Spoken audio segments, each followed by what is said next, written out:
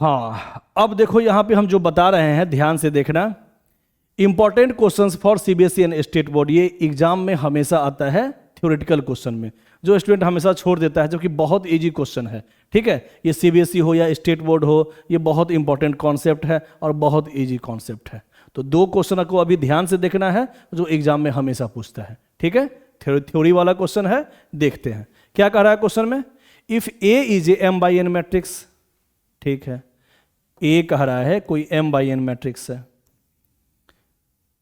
And B is a matrix given in such a way that AB and BA are both defined, then show that prove that B is an n by m matrix। कह रहा है कि दो matrix है A और B, A का order दिया हुआ है, B का ऑर्डर नहीं दिया हुआ है, लेकिन AB और B ये दोनों डिफाइंड है, मतलब A मल्टीप्लाई B भी पॉसिबल है और B मल्टीप्लाई A भी पॉसिबल है। तो प्रूफ करना है कि B का जो ऑर्डर होगा वो n by m मैट्रिक्स ही होगा, n by m ही होगा। देखते हैं कैसे बनाएंगे। तो ए का तो ऑर्डर दिया हुआ है m बाई एन, और बी का ऑर्डर हम मान लेते हैं p बाई क्यू, लेट। ठीक है, बी का हम मान लिए ऑर्डर p बाई क्यू। ठीक है, ए का ऑर्डर दिया हुआ है और बी का ऑर्डर हम मान लिए। अब इस क्वेश्चन में कह रहा था, याद रखना ये बिहार बोर्ड हो या सीबीएसई बहुत इंपॉर्टेंट है, हमेशा आता है 2 या 3 नंबर में। ठीक है, हाँ, अब कह रहा था कि ए बी, यहां ए बी और बी दोनों डिफाइंड है, दोनों पॉसिबल है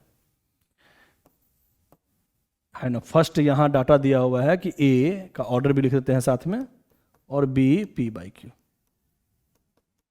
इज डिफाइंड, ये डिफाइंड है, ये पॉसिबल है। तो दो का मल्टीप्लाई कब होता है पॉसिबल मैट्रिक्स फॉर्म में? जब फर्स्ट का नंबर ऑफ कॉलम्स और सेकेंड का नंबर ऑफ रो बराबर हो, है ना। तो लिखेंगे A multiply B is defined only when if number of column of A is equal to number of row of B। ये हम लोग पहले से जानते हैं कि दो का मल्टीप्लाई तभी संभव है जब फर्स्ट का नंबर ऑफ कॉलम्स और सेकेंड का नंबर ऑफ रो बराबर हो। वही लिखे हैं, number of column of A is equal to number of row of B, मतलब n is equal to P। ठीक है, ये आ गया फर्स्ट इक्वेशन से,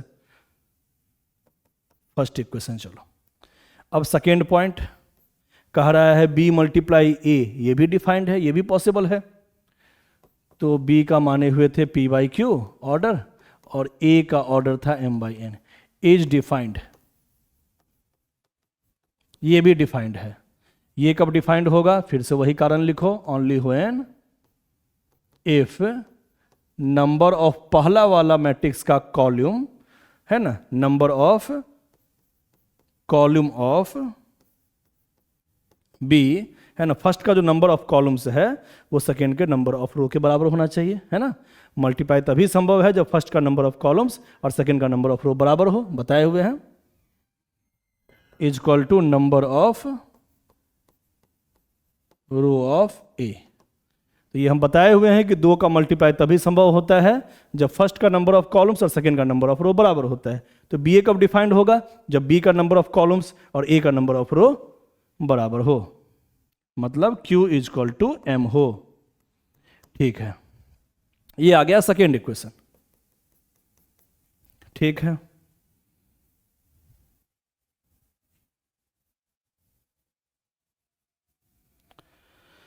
हाँ, अब क्या किया जाए? अब B का जो हम क्या माने हुए थे ऑर्डर, B का ऑर्डर माने हुए थे P by Q.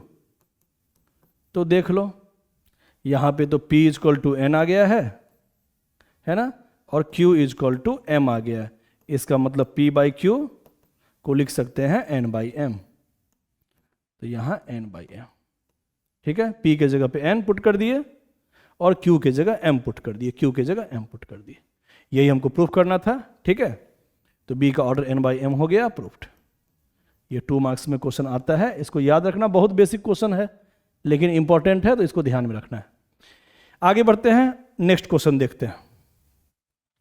If A and B are two matrices given in such a way that AB and A plus B are both defined। क्या कह रहा है? A और B दो मैट्रिक्स है ऐसा मैट्रिक्स है कि a मल्टीप्लाई बी भी डिफाइंड है और a प्लस बी भी डिफाइंड है। ठीक है, तो हमको प्रूफ करना है कि a और b दोनों स्क्वायर मैट्रिक्स है और वो भी दोनों का ऑर्डर सेम है। यही प्रूफ करना है कि a और b स्क्वायर मैट्रिक्स है और a और b का ऑर्डर भी सेम है।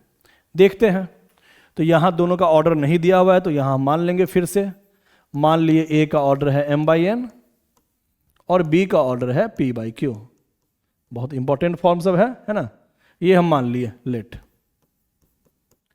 दोनों को हम एज्यूम कर लिए कि a का ऑर्डर है m/n और b का ऑर्डर है p/q। अब क्वेश्चन में गिवन क्या है, given a multiply b is defined. फिर से वही कहानी है ना, a मल्टीप्लाई b यहां डिफाइंड है, तो हम लिखेंगे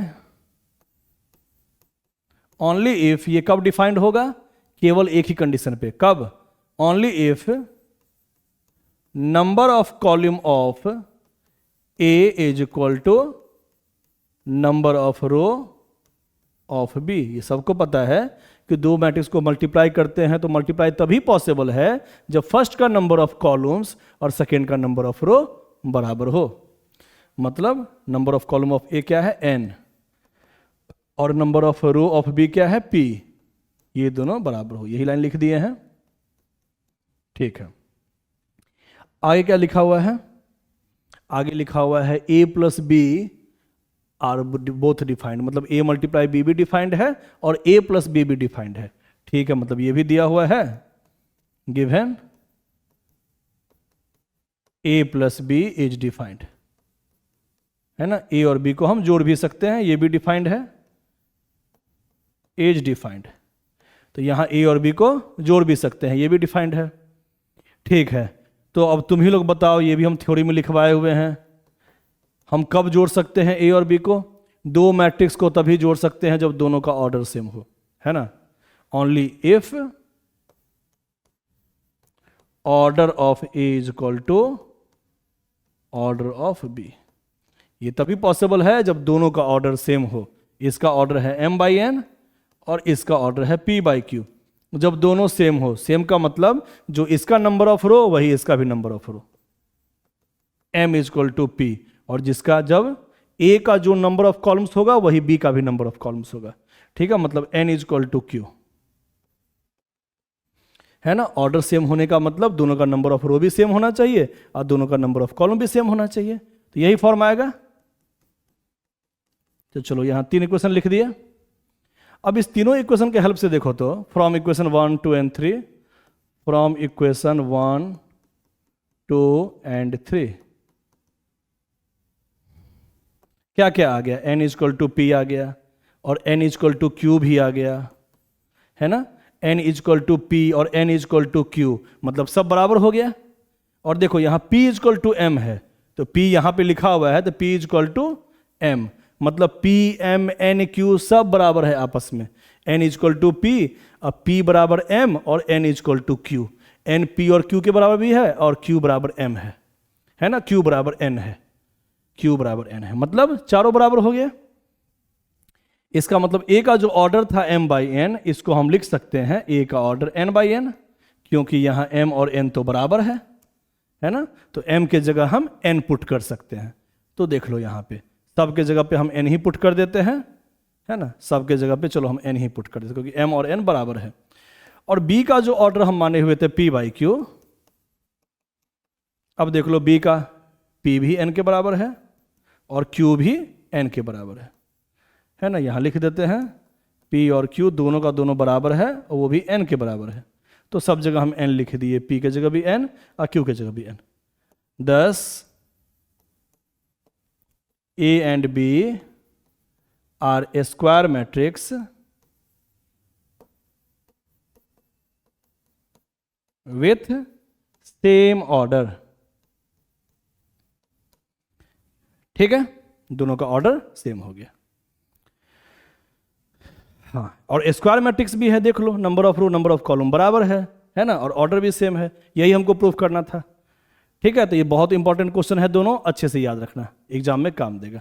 ओके, आज के लिए इतना ही, थैंक यू।